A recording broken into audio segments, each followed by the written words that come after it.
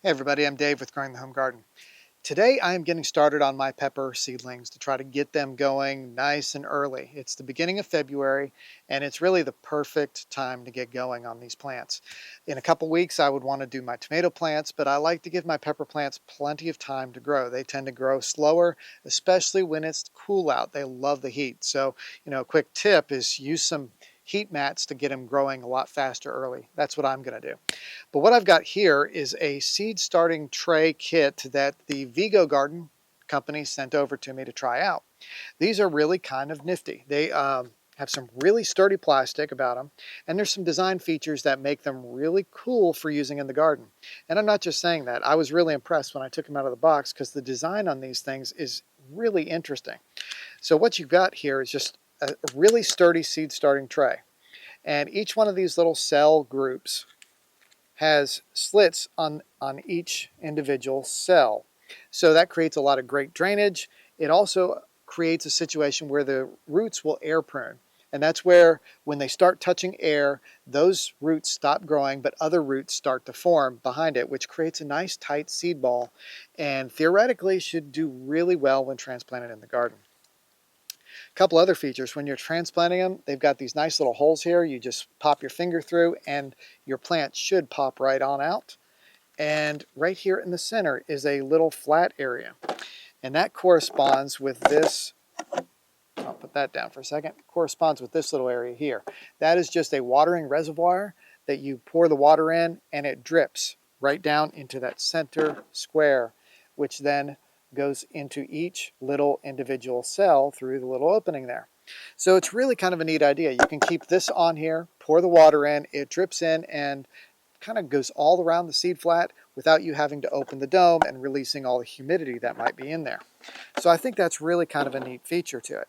They had two types. They had this one here, which is a little bit larger size, and then the other one that is an 8-cell flat. So you got 4 here, 8 there, and just so you can see the height difference on that. So I'm going to get going on some pepper seedlings, but first let me show you this. I started 2 of these not too long ago, and here are my California Wonder peppers started. I actually put a few seedlings in each one, and what I'll either do is separate them out later, or I'll just pull off the ones that I don't really want to use. So that's pretty neat. Now the other thing that these things have is a nice little tray that's on the bottom, just like this.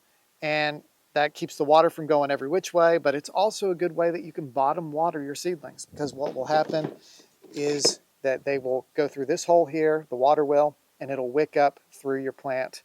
And it should be able to get plenty of water with both of those methods, watering from above and watering from down below. Now planting these is really very simple.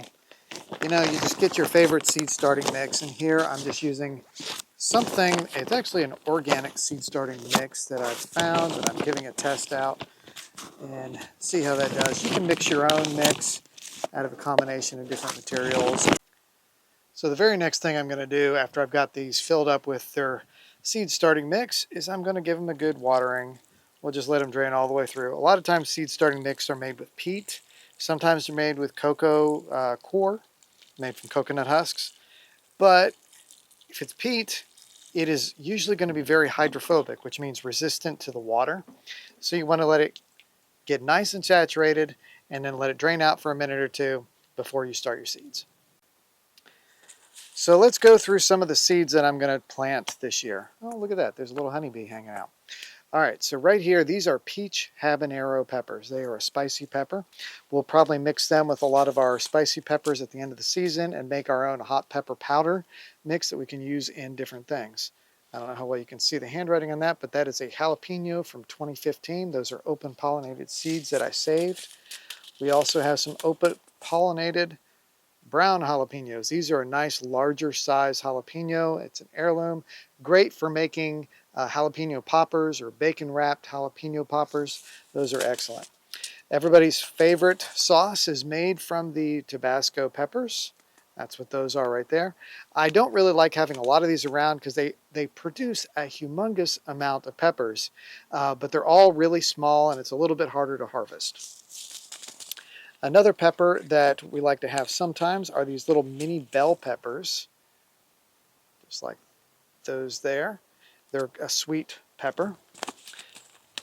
A good roasting pepper is the shishito pepper.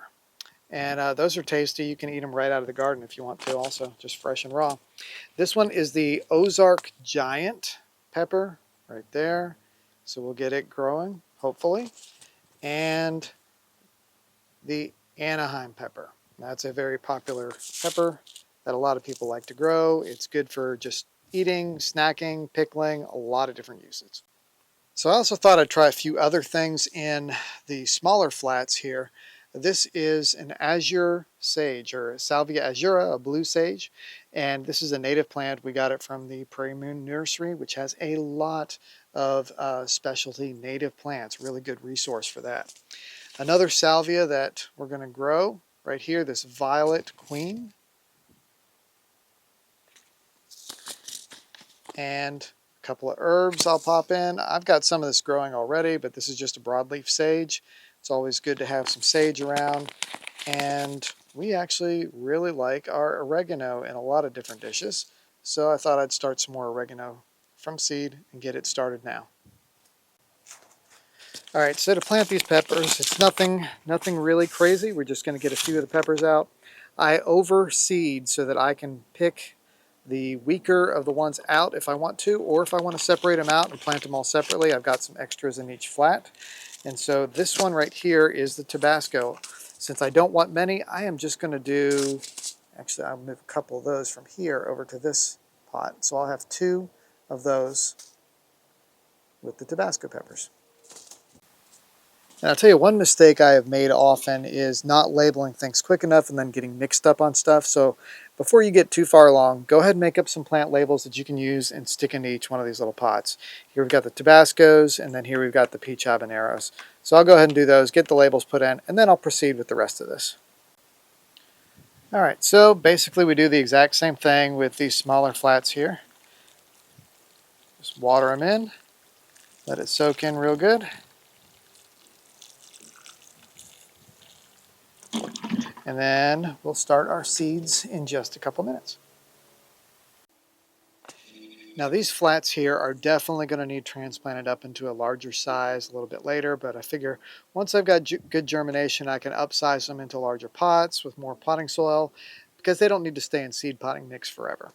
The other thing is I've left 2 open. I'm not going to plant those today. I'll come up with something else for them later. But one thing I was thinking these would go really good for is when you're seed starting your marigolds, so that you can get those into the vegetable garden, interplant them, and you have these nice little potted marigolds that you can put into the vegetable garden, help keep away those root rot nematodes and other things like that.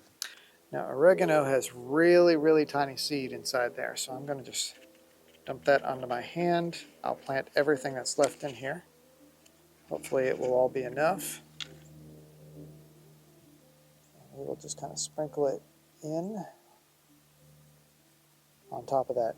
Now with oregano, you're not going to want to cover the seed. The seed is so small, you're going to want to leave it exposed and not add anything additional on top. And lastly, we'll cover the things that need to be covered. I did do one of these with jalapenos because I actually forgot to put them in the last one. And I'll go ahead and start them in this. If I have that many jalapeno plants that pop out, I will be happy. That sounds great to me. But we'll just give a little bit of covering. The seeds will start absorbing the water and then should start growing here in a little bit. But so far, I mean, these little seed starting trays look like they're going to do a great job. And we'll see how they all go later. But I don't see any issues with them. When I was planting the peppers before, one of the containers did not drip enough for it to go all over into there, and it kind of stopped for a little bit. That was the only problem I have seen so far with these. But these little containers go right on top.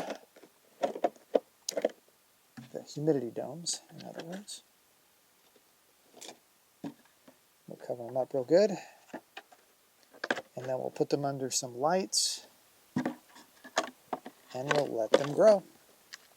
So the last thing I'll do is I'll stick these under the lights and keep an eye on them. I'll water them periodically as they need to through the little holes in these humidity domes, and hopefully in a couple of weeks we'll have some really good germination. So I'll put a link in the description, so if you want to check these out on their website, the Vego Garden website, you can do that.